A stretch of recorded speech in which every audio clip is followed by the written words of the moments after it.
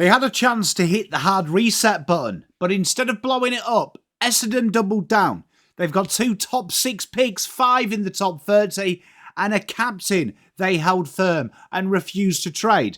But the question remains, did the Bombers get better, or did they just postpone making the hard call? Let's get into it.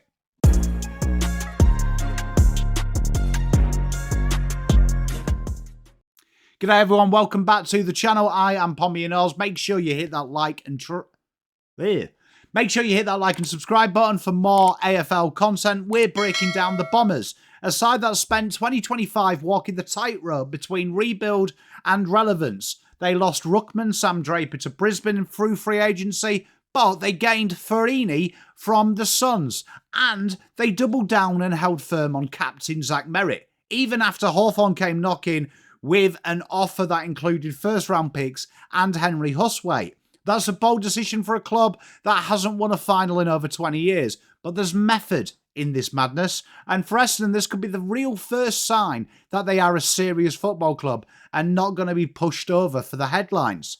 Now, the trade period was quieter than expected for the Dons.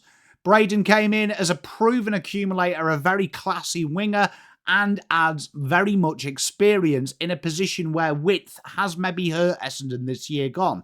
Losing Draper does hurt, but they've chosen to prioritise keeping their draft hand intact. They could have matched Brisbane's offer, but they took the compensation pick.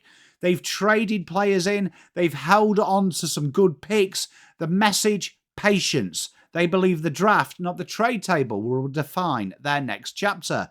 They also made one of the biggest psychological calls in footy, refusing to cash in on once-away captain Zach Merrett, and they held firm. That's the line Essendon is walking now, emotional loyalty versus long-term logic. Now let's look at their list as it stands. 30 senior players, 8 rookie A, 1 rookie B, a total of 39. Plenty of flexibility, plenty of youth. Merrett staying, that's going to be the issue of integrating him back, but it means you can't reject these offers and tread water without having a plan. The list has to move forward quickly, and this means the kids need to hit the ground running. They've had some important list calls too. They've got rid of Laverde, Goldstein, Shield. They've even cut some of the young players, former top 20 pick Ben Hobbs. But the core is talented, and the Bombers are betting on the next generation, led by this current club, that they will be ready sooner rather than later. Now, it gets exciting for Essendon, having all these picks inside 30, including some really top picks. They've already spoken to West Coast and Richmond, rumoured to be trading up, but even if they stay put, they're going to land 2 exciting prospects. Names like Dyson Sharp, my boy, the South Australian on-baller, leadership personified.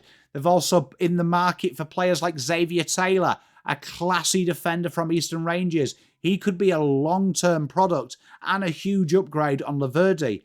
And draft bolter, Eastern Rangers boy, Sullivan Roby, the biggest riser we've seen in a long time. This mid-forward hybrid is an explosive athlete, gives me shades of Nat Fyfe, gives me shades of likeable Jake Stringer at times. He's been really strong, showing his great aerial strength, his blend of physicality and flair, and that is something Essendon's midfield lacks.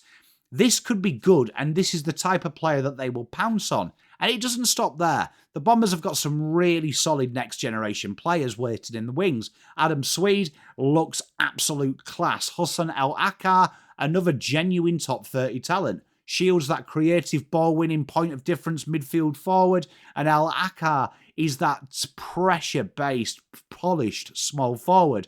They literally have real good facets for the game, and it gives them that chance to confirm that Bombers' identity. This is a rebuild done right. Now, what about Brayden Fiorini coming in? He helps immediately. Clean hands, reliable player, but the bigger play is clear. Draft, develop, and reset. That midfield identity on paper looks pretty good. Merrett, Fiorini, Parish. Then you've got Jide Caldwell and co. Add Sharp, Sweid, Achkar, Roby. This next generation bridges between 2 eras, the era of irrelevance to the era of Essendon. And the question remains that Essendon have to shift their ball movement to match. They were bottom 6 for efficiency last year and forward half-time. The draftees that they target has to challenge that dynamic. They need overlap run, more creative use, particularly through the corridor, Players who can turn possession into penetration. Roby Sharp fit that bill perfectly as them concrete pillars with already the exciting talent they've got like Archie Roberts, who can turn them from one of the worst back half teams into a modern day slingshot juggernaut. But what's the verdict? It's marginal improvement.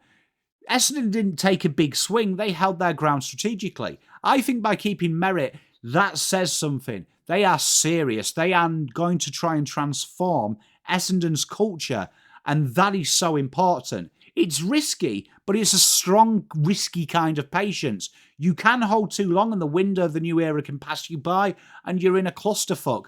But this off-season wasn't about fireworks, it was statement and control. And now it's up to Matt Rosa in the draft to really help hone and control that progress. So Bombers fans, what do you think? Was it smart list management, or do you feel like it was a missed opportunity?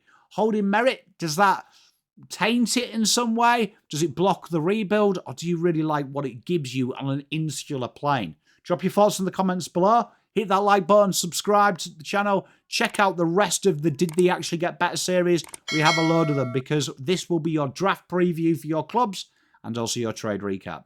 I've been Pom. Great to see you. See you soon.